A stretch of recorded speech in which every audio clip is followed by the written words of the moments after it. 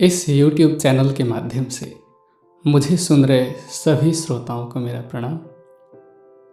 वर्तमान में 7 फरवरी से लेकर 14 फरवरी तक वैलेंटाइन वीक चल रहा है।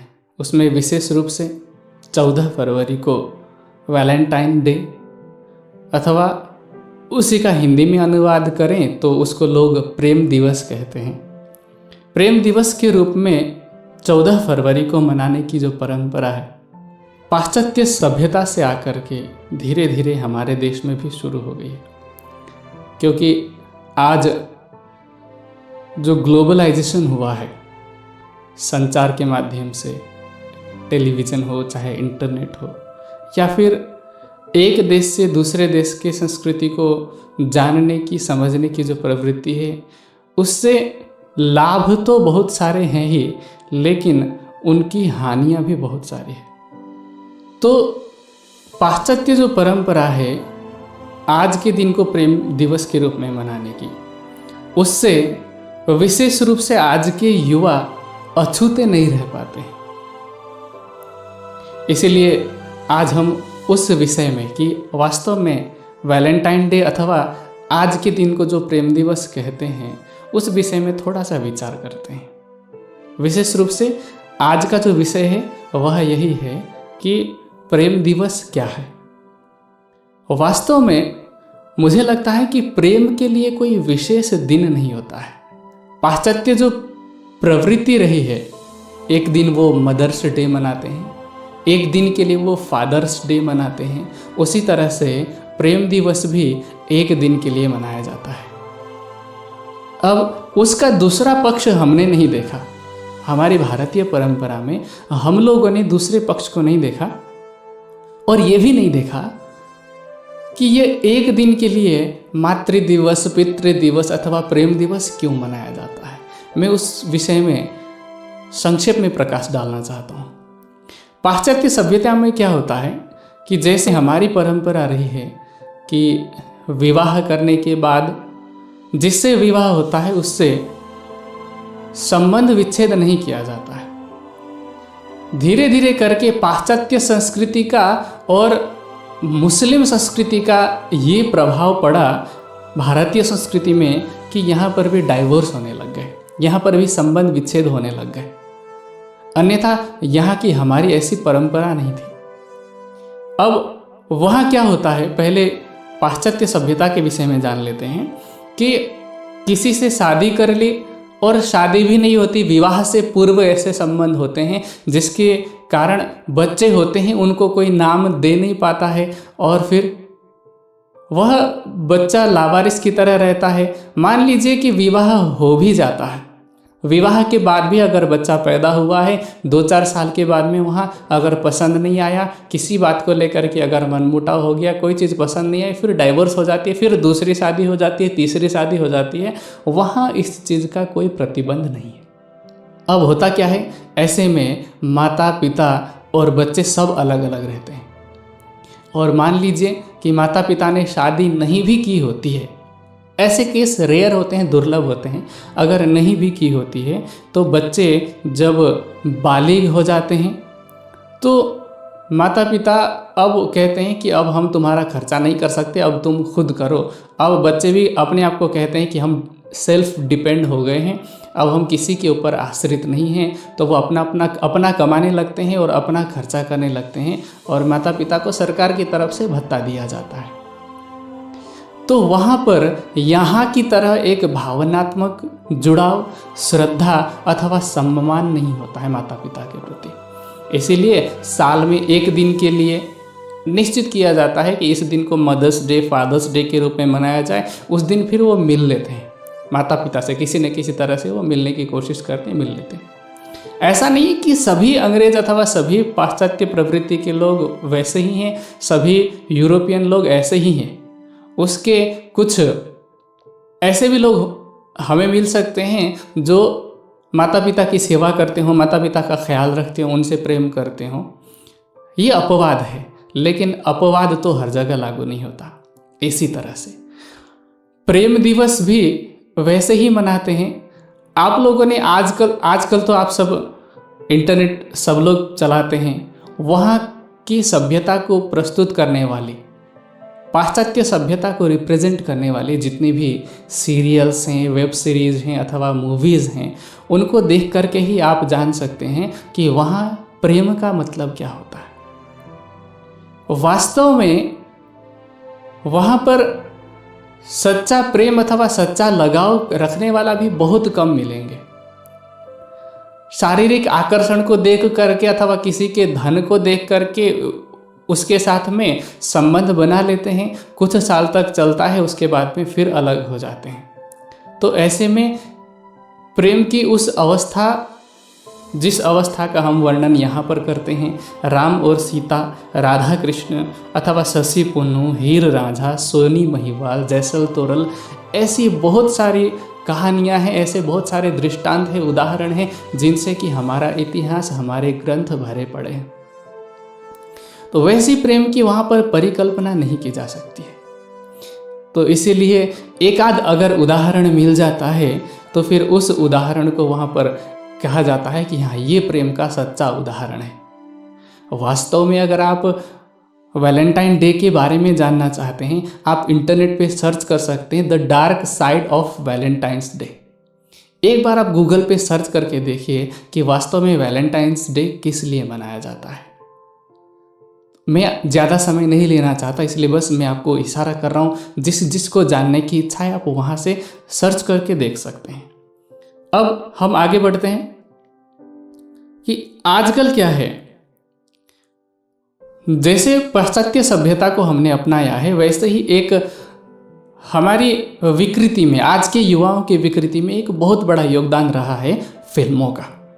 फिल्मों को देखते हैं और फिल्मों में क्या होता है कि वैलेंटाइंस डे पर वहाँ लड़का लड़की के सामने प्रस्ताव रखता है, प्रेम प्रस्ताव, अथवा लड़की लड़के के सामने प्रेम प्रस्ताव रखती है।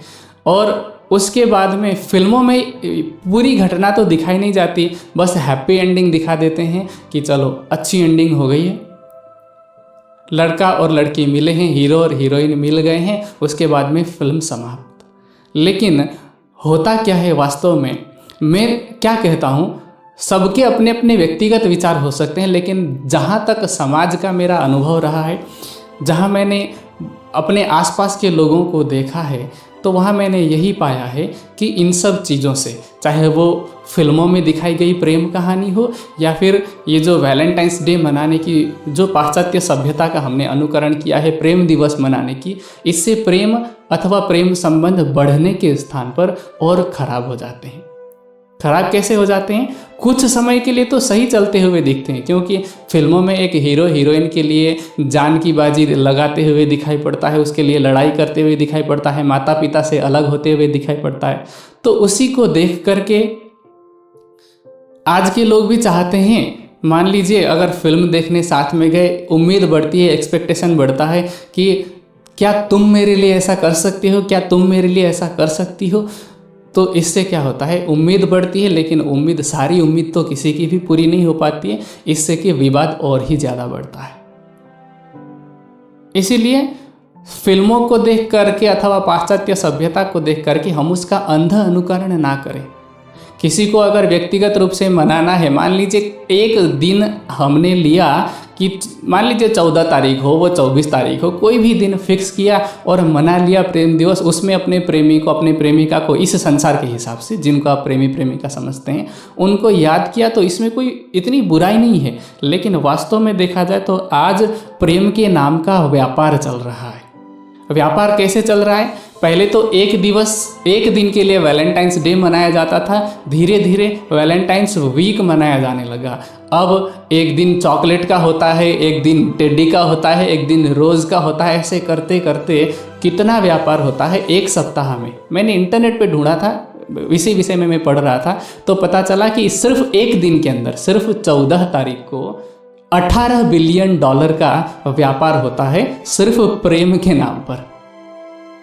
बाकी व्यापार की मैं बात नहीं कर रहा हूँ, वैसे नियमित दिनचर्या में प्रयोग होने वाली सामान की भी, उसका भी व्यापार होता है। लेकिन प्रेम के नाम पर जो गिफ्ट्स दिए जाते हैं, तो उसके नाम पर जो खर्चा होता है उसका ब्यौरा मैंने इंटरनेट पे पढ़ा कि 18 बिलियन डॉलर, भारतीय रुपया भी नहीं, उसको आप यहाँ पर हिसाब लगाएं कितना ज़्यादा होता है।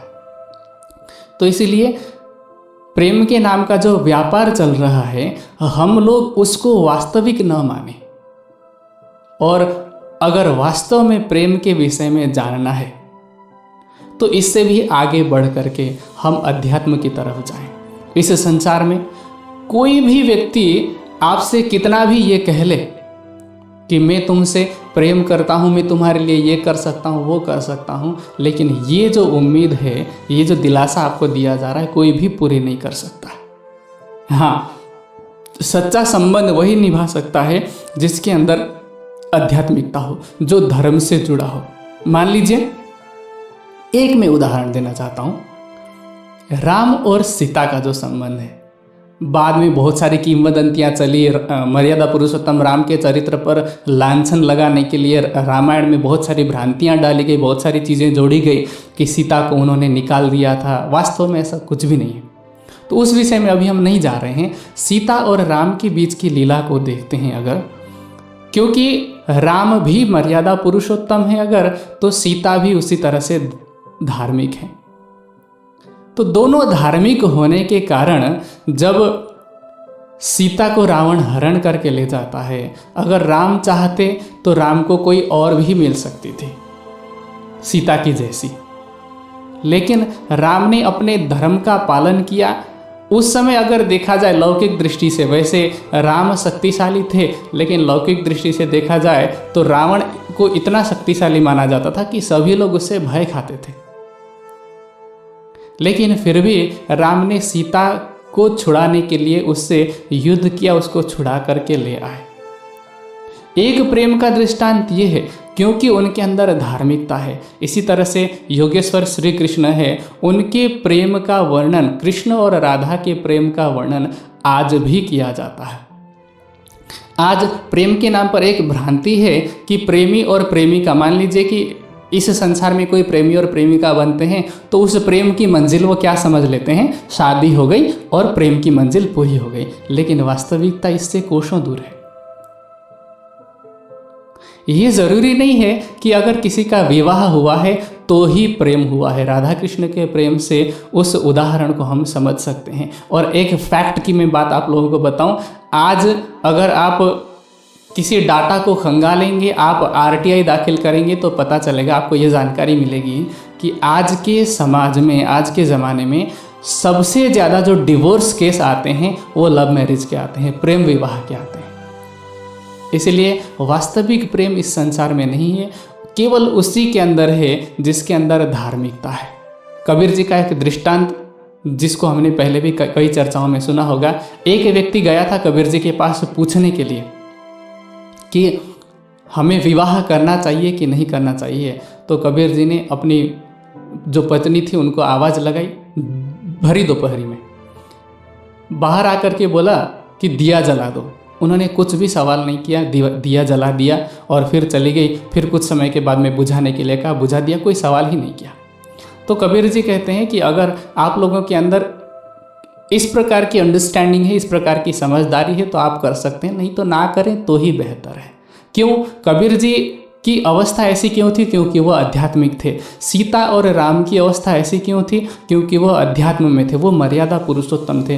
राधा और कृष्ण के प्रेम का उदाहरण, उनका विवाह नहीं हुआ लेकिन फिर भी कृष्ण और राधा का उदाहरण प्रेम के रूप में दिया जाता है, प्रेमियों के रूप में लिया जाता है। उनसे अधिक, उनसे बढ़कर प्रेम तो इस संसार में अगर देखा जाए तो कोई किसी से कर ही नहीं सकता है। तो वैसा प्रेम सिर्फ आत्मा और परमात्मा के बीच में हो सकता है। इसीलिए जितने भी श्रोता मुझे इस YouTube चैनल के माध्यम से सुन रहे हैं, सबसे पहले तो ये समझें, सबसे पहले ये जानें कि एक परमात्मा के अतिरिक्त सच्चा प्रेम कोई कर नहीं सकता है, पहला। दूसरी बात, इस संसार में अगर कोई लगाव होता है किसी से तो वो स्नेह है, चाहे वो माता पिता के प्रति हो, चाहे वो मित्र के प्रति हो, चाहे वो भाई बहन के प्रति हो, लेकिन वो सच्चा प्रेम नहीं है, वो स्नेह है। मान लीजिए उसको भी प्रेम का दर्जा दे देते हैं तो इस संसार में वैसा सच्चा स्नेह भी विरला है। तो संसार के जोड़ियों में तो प्रेम संबंध की बात बहुत दूर की है। इसीलिए अगर आप चाहते हैं, मैं फिर भी कहता हूँ कि अगर आप अब भी चाहते हैं कि जिसको हम पसंद करते हैं, चाहे कोई लड़का लड़की को पसंद करता है, लड़की लड़के को पसंद करती हैं, तो कि जिसको भी पसंद करते हैं आप स्वयं में भी आध्यात्मिक गुण लेकर के आइए, धार्मिकता लेकर के आइए, और आपके जो जोड़ीदार समझ लीजिए, आपके जो प्रेमी हैं, उनमें भी आध्यात्मिकता के, धार्मिकता के गुण लेकर के आइए, तो आपका प्रेम संबंध टिक सकता है। अन्यथा आपके प्रेम संबंध भी इस संसार के जो जितने केसेस चल रहे हैं उसकी तरह कुछ समय चलेंगे और समाप्त हो जाएंगे। इसीलिए प्रेम की पहचान कीजिए। संसार जिनको प्रेम समझ करके, प्रेम के नाम का जो ट्रेंड चल रहा है, प्रेम के नाम का जो व्यापार चल रहा है, उसको प्रेम समझने की भूल मत कीजिए। सच्चा प्रेम केवल और केवल परमात्मा ही कर सकते हैं, और वही कर सकता है इस संसार में जिसके हृदय में उस परमात्मा का वास हो। तो अपने हृदय में उस परमात्मा को बसाने का प्रयास कीजिए, वो आएगा तो प्रेम अपने आप ही आ जाएगा। उस परमात्मा को प्रेम का सागर कहते हैं। इसीलिए उसके स्वरूप को दिल में बसाएं, आध्यात्मिकता को, धार्मिकता को अपने दिल में लाएं, तो हमारा जो प्रेम है वो हमेशा के लिए रहेगा। जब तक ये संसार रहेगा तब तक वो प्रेम हमेशा के लिए रहेगा, और सिर्फ एक के लिए नहीं। ऐसी अवस्था में हमारा जो प्रेम है वो सबके लिए रहेगा। अब एक जाते जाते मैं एक और बात विशेष कहना चाहता हूँ कि कोई भी व्यक्ति ये भ्रम ना रखे कि कोई व्यक्ति आपसे प्रेम करता है लेकिन साथ में परिवार के किसी और सदस्य से भी प्रेम रखता है, स्नेह करता है, तो आपके हिस्से का प्रेम कम हो रहा है। ऐसा कभी भी मत समझना, क्योंकि चाहे हमारी भारतीय परंपरा के धर्म ग्रंथ हो, वेद में भी उस परमात्मा को प्रेम का स्वरूप बताया है, आनंद का स्वरूप बताया है। गुरु ग्रंथ साहब में ये कहा है कि जिन प्रेम किया तिन ही प्रभ पायो। इसी तरह से बाइबल का कथन है, the God is love and love is God. तो जो परमात्मा प्रेम का स्वरूप है, अथवा जो प्रेम परमात्मा का स्वरूप है, तो वो अपने आप में एक पूर्ण शब्द है। प्रेम अपने आप में एक कंप्लीट वर्ड है। तो इसीलिए कोई किसी से प्रेम करता है या परिवार के सभी सदस्यों को अगर स्नेह दे रहा है, तो किसी को भी यह ईर्ष्या नहीं होनी चाहिए कि फलाना मुझसे ज़्यादा प्रेम करता है, उससे कम प्रेम करता है। प्रेम तो कभी कम और ज़्यादा हो ही नहीं सकता। प्रेम स्वयं में प्रेम है, वो स्वयं में पूर्ण है। तो कभी किसी से ये ना पूछें कि तुम मुझसे कितना प्रेम करते हो या किससे कम करते हो, किससे ज़्यादा करते हो। ऐसा नहीं होना चाहिए। अगर प्रेम है तो वो स्वयं में पूर्ण है। ऐसा प्रश्न करना भी स्वयं के प्रेम का और प्रेम शब्द का अपमान करना है। तो अंत में मैं सबसे एक बार फिर से यही आग्रह करूँगा कि प्रेम के लिए किसी एक दिन की प्रतीक्षा ना करें। अगर आपके हृदय में सच्चा प्रेम है, आपके हृदय में केवल सांसारिक वासनाओं की पूर्ति के लिए किसी की ज़रूरत अगर महसूस नहीं होती, तो फिर आपके लिए हमेशा प्रेम दिवस है, 365 दिन ही प्रेम दिवस है। और अगर ऐसा नहीं है तो फिर एक दिन के लिए प्रेम दिवस मनाने का भी कोई फ़ायदा नहीं है, पहला। और दूसरा, इस संसार में सच्चा प्रेम विरला ही देखने को मिलता है, जैसा राम सीता, राधा कृष्ण, शशि पुन इत्यादि का हुआ। तो आप स्वयं ऐसे उदाहरण बनिए। तीसरा, फिल्मों में जैसा दिखाया जाता है उसमें प्रेम की पूर्णता न समझे। प्रेम तो पूरे जीवन चलने वाली है। ऐसा नहीं कि आपका प्रेम प्रसंग किसी के साथ हो गया, आपका अफेयर किसी के साथ हुआ, शादी हो गई और प्रेम कहानी ख़त्म, ऐसा नहीं है। और चौथा और अंतिम ये है कि प्रेम के नाम का जो व्यापार चल रहा है, केवल उसी को प्रेम ना समझें। अगर ऐसा समझते हैं तो प्रेम संबंध बनने के जगह पर मिट जाते हैं। इन बातों को ध्यान रख करके अपने हृदय के प्रेम को और अधिक बढ़ाइए और उस परब्रह्म को अपने हृदय में बसाइए। इन्हीं शब्दों के साथ आप सभी को, जितने भी लोग मुझे सुन रहे हैं, आप सभी को अगर मान रहे हैं, मना रहे हैं, तो प्रेम दिवस की शुभकामना। इस प्रेम दिवस में आपके हृदय में वह प्रेम का सागर परमात्मा आकर के बस जाए। इन्हीं कामनाओं के साथ में मैं अपने शब्दों को विराम देता हूँ। प्रणाम।